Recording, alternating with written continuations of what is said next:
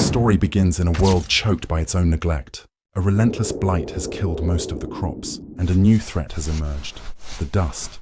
We move into the sparse, wooden home of our main character, Cooper. He is a man out of time. He wears the clothes of a farmer, a simple, practical man, but his eyes hold the keen intelligence of someone who once soared higher than the clouds. Cooper isn't just a farmer. He's a former NASA pilot and engineer. The sky was his home, and now he's grounded, forced to grow corn in a dying soil to feed a world that has forgotten its celestial ambitions. He is getting his 2 children ready for the day. There's his son, Tom, and then there is his daughter, Murph. Murph is a rebel, a thinker, a reflection of Cooper himself. She's curious, a bit mischievous, and deeply connected to her father. He understands the necessity of farming, but he refuses to let his children believe humanity never left the planet. He's fighting a system that wants to erase history, a system that has decided humanity's destiny is to simply manage its slow extinction. As Cooper and Murph drive back from school, the stillness of the afternoon is broken by a strange humming sound. Cooper immediately knows what it is: a drone. Not just any drone, but a sophisticated, unmanned aircraft from a bygone military era, likely decades old, running on an incredibly resilient power source. It's a magnificent piece of technology, now obsolete and just drifting. For Cooper, it's a living relic of the engineering and exploration he was a part of. He sees more than scrap metal. He sees a lost opportunity. Later that evening, an uneasy mood settles over the house. Murph is convinced her bedroom is haunted. Things are falling off her shelves, objects are being knocked to the floor, and she believes there's a ghost trying to communicate with her. Cooper is skeptical, relying on science and logic. He tries to comfort her, explaining that it's probably just the building settling or the air pressure changing during a dust storm. But Murph is insistent. She points out that the objects aren't just falling. They're falling in a very specific pattern. She notes that the dust on the floor is arranging itself into distinct lines. The anomaly is real. He stares at the floor where the dust has settled into clear long lines and short dots. Cooper realizes the pattern is not random. It is an ordered, deliberate sequence with binary code, a language of computers. He quickly translates the patterns and dots. The code isn't a message, but a set of geographical coordinates, pointing to a specific hidden location on Earth. This is the turning point. For years, Cooper has been trapped on the ground, his extraordinary skills wasted, his ambition buried under layers of dust. Now, a mysterious, intelligent force, a ghost using gravity itself, has reached out not to scare them, but to guide them. He looks from the coordinates on the sensor screen to Murph, his expression a mixture of profound fear and dawning, uncontrollable hope. They arrive at a remote fenced location. It looks like an abandoned military base, guarded by dense forestry and an ominous silence. Suddenly, bright lights flare up, and the vehicle is surrounded. They are intercepted by armed, silent personnel. Cooper and Murph are taken into a vast underground facility, a hidden city of technology, humming with activity. This place is the last remnant of NASA. In a central control room, Cooper comes face to face with the man in charge. Professor Brand is an old friend, a mentor, and one of the last brilliant minds left on Earth. Their reunion is brief, overshadowed by the gravity of the situation. Brand confirms what the world has forgotten. NASA is not only real, but it has been secretly working for decades to save humanity. He reveals the terrifying truth. The Earth is not just dying, it's nearing its expiration date. The blight is unstoppable, and the nitrogen content in the atmosphere is rising, eventually rendering the air unbreathable for humans. Humanity's only hope is to leave. Brand shows Cooper a massive diagram, a roadmap of the impossible. Years ago, an anomaly appeared near Saturn, a wormhole, an immediate shortcut to distant galaxies, placed there by an unknown advanced civilization, a possible savior. Brand explains the project. Through the wormhole, they have discovered 12 potentially habitable worlds. 12 courageous scientists, the Lazarus crew, were sent through years earlier to explore them, to see if any could sustain human life. They've received fragmented data from 3 of them. Brand now needs a follow-up mission, a crew of specialists to travel through the wormhole to check the surviving candidates. This is the Endurance mission. Brand then shifts to a devastating piece of information. There are 2 parts to the mission. Plan A, finding a habitable world that will allow them to launch the huge, remaining population of Earth into space. Plan B, if Plan A fails, the mission carries 5,000 fertilized human embryos. They would start a new colony on the chosen planet, sacrificing the current generation on Earth to ensure the survival of the species. Professor Brand doesn't just reveal the mission, he reveals its pilot. He tells Cooper simply that he is the one. Cooper is still the best pilot they have, the only one who can navigate the complex physics of the wormhole and command the mission. Cooper is overwhelmed. He resists immediately, driven by the profound need to stay with his children. He is a father first, a pilot second. He has already sacrificed his true calling to be a good father on Earth. How can he now choose to abandon them?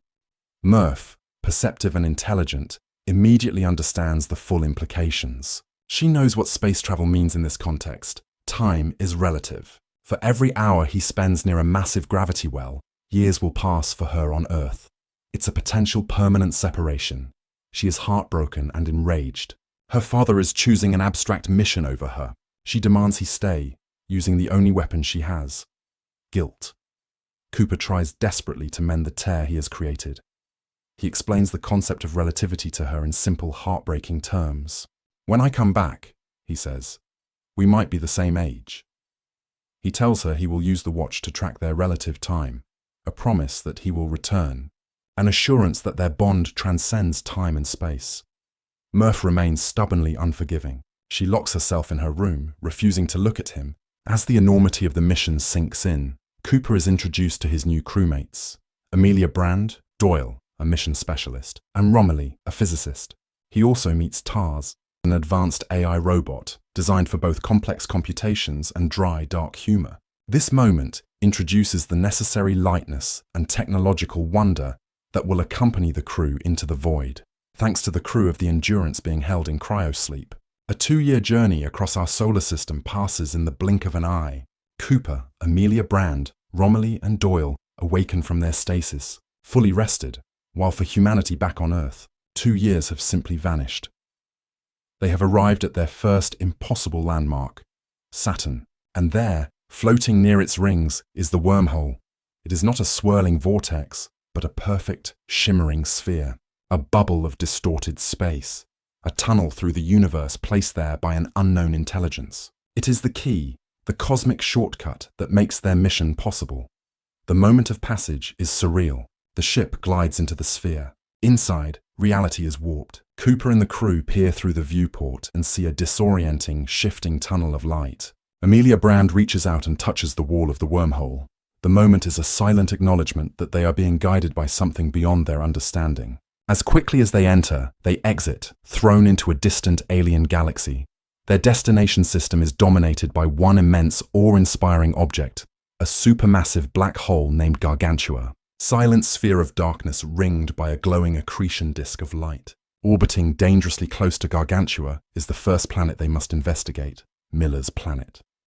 Romilly, the physicist, explains the terrifying reality of time dilation.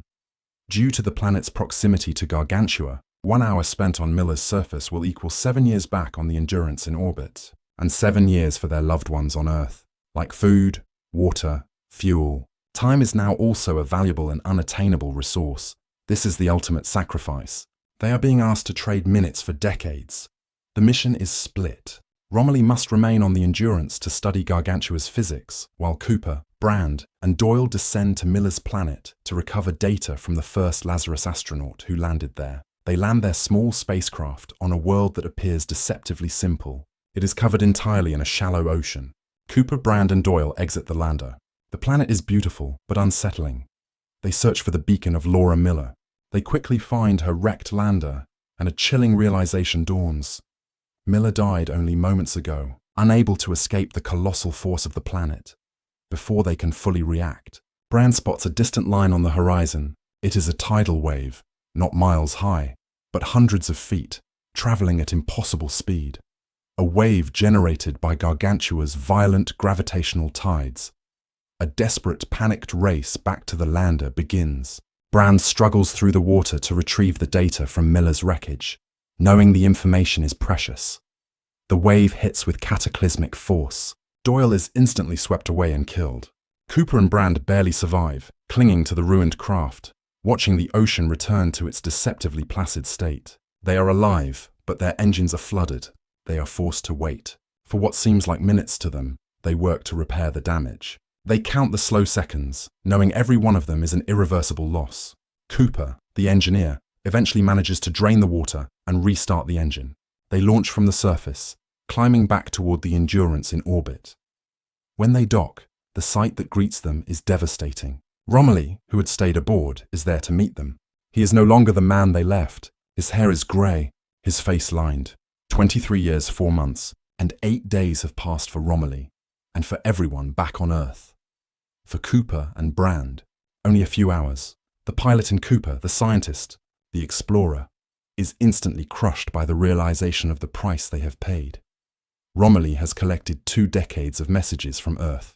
Cooper locks himself away to watch them, a single, sustained act of heartbreak. He watches his young son, Tom, growing up, holds his first child. But the most painful messages were from adult Murph.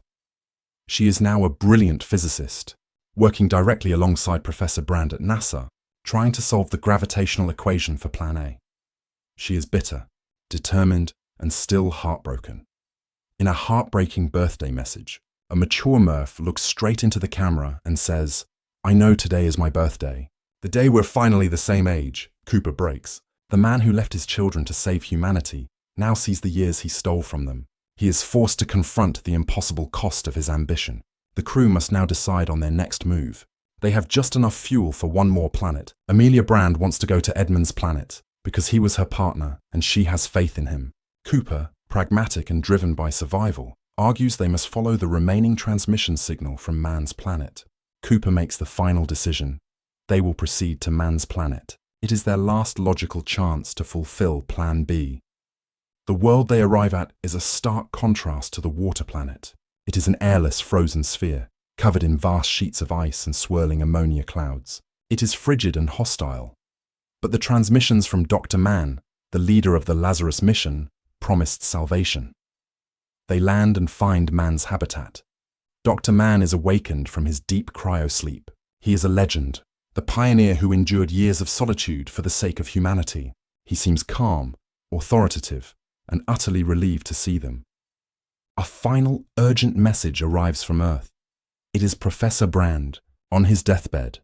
He confesses to Murph the shocking truth. Plan A was a lie. The equation he was working on, the one that would let humanity leave Earth, required data from inside a black hole. Data he knew was impossible to get before Cooper left. He hid the truth because he knew humanity would never accept Plan B, the cold, hard choice of abandoning the Earth's population to save the species through the frozen embryos. The professor's confession shatters the mission's foundation. Cooper was told he could return to his children. Now he knows the people on Earth were written off decades ago. Mann assures them that the planet is viable for Plan B, that he has found a pocket of life beneath the ice, a place where the colony can begin. Cooper, Brand and Mann embark on a scouting mission across the icy plains. Meanwhile, Romilly, the physicist, remains at the habitat to continue his work on Mann's core data. As they travel, Cooper's pilot instincts kick in. The physics of the planet doesn't feel right. The data Mann provided seems too perfect. Cooper confronts him, and then the chilling truth is revealed. Dr. Mann lied. His planet is a frozen wasteland, entirely uninhabitable. Driven by the fear and madness of solitude, Mann falsified his data, continuously transmitting a positive signal for years, all so he could be rescued, knowing it would lure another crew to their death, or force them to take him with them. Mann turns on Cooper, brutally attacking him and shattering his helmet, leaving him to suffocate in the toxic atmosphere. He believes his own survival, the preservation of the data he carries, and the success of Plan B on another planet is worth the sacrifice of Cooper's life. Simultaneously, back at the habitat, Romilly is killed by a booby trap Mann planted, a failsafe designed to destroy his fake data and prevent anyone from exposing his deception. Amelia Brand, alerted to the chaos, races across the ice and narrowly saves Cooper. They take off in their separate lander and chase after Mann, who has stolen Cooper's vehicle and is attempting a reckless manual docking procedure with the Endurance. Mann fails. His desperate, clumsy attempt to dock causes a massive explosion that destroys the airlock, severely damages the Endurance, and kills Mann instantly. Cooper and Brand manage to use their smaller craft to perform a miraculous, last-second rescue of the spinning, crippled main vessel. The Endurance is saved, but barely. They are now left with just one option. Their last hope is Edmund's planet, the final candidate. But their fuel reserves are critically low, and they are deep in the gravitational grip of Gargantua. Cooper, the pilot and physicist, devises a desperate plan. They will use the black hole itself. They will perform a slingshot maneuver, using Gargantua's immense gravity to fling them toward Edmund's planet. They initiate the slingshot. The ship hurtles closer and closer to the colossal black hole. As they near the event horizon, Cooper knows what he must do. To shed the necessary weight for Brand and the Endurance to escape Gargantua's pull, Cooper detaches his spacecraft. The Ranger, with Tars, the robot, still inside. This is an act of selfless sacrifice. He jettisons the Ranger. The Endurance is flung free toward the safety of the distant planet. Cooper and Tars, meanwhile, plunge into the deep, dark void of the black hole. Instead of being crushed into a singularity, Cooper and Tars find themselves in a strange, non-Euclidean space. This is the Tesseract, a gigantic, multi-dimensional library of infinite bookcases, a physical representation of time made visible as a four-dimensional space. The entire history of Murph's bedroom, spanning every moment from the past to the future, is laid out before Cooper. It is here that Cooper realizes the truth. The unknown beings who placed the wormhole were not aliens. They were highly evolved humans from the future. They are operating in 5 dimensions, able to manipulate time and space. And they created this Tesseract to allow Cooper to communicate with his daughter. Cooper understands his role. He is the ghost. He was the one causing the gravitational anomalies in Murph's room years ago. He uses the power of gravity, the only force that can traverse dimensions, to reach his daughter. He uses Morse code to tap out the coordinates of NASA's secret base onto the watch he gave her, the very action that started his journey. Now, in the present of Earth's history, adult Murph is working on the gravitational equation. Cooper realizes he must give her the crucial piece of information to solve Plan A and save all of humanity. He sends Tars to gather the necessary quantum data from the singularity of the black hole. Then, through minute variations in the magnetic field, transmitted through the second hand of the watch on Murph's old bookshelf, Cooper finally relays the data to his grown-up daughter. Murph, now an adult scientist, deciphers the code, recognizes the gravitational language, and solves the equation. The puzzle is complete. Cooper's mission is successful. Humanity can now master gravity, lift their orbital colony, and escape the dying Earth. Cooper is spat out of the black hole, rescued by the future humans, and recovered by the very colony he helped save. He wakes up in a sterile hospital room aboard Cooper Station, orbiting Saturn, a thriving home for the saved population of Earth. He looks out the window and sees the enormous, vibrant space station, a new Earth saved by his sacrifice. He seizes his daughter, Murph. She is an old woman now, surrounded by her own family. He is the same age he was when he left her, still the young pilot, but she has lived a full life. Their reunion is tender and brief. Murph tells him that she is the one who convinced the new society to save him. She encourages him to leave again, to follow Amelia Brand, who is now alone on Edmund's planet, setting up Plan B. Murph tells her father, no parent should have to watch their child die. Go. Cooper says a final, profound goodbye to his daughter and takes a new Ranger spacecraft. He steals the most advanced ship in the station and, accompanied by the rebuilt Tars, sets off into the vastness of space. His journey is complete, but his story is not over. He is heading back to the stars, driven not by scientific ambition, but by the one force he learned could transcend time and space: love.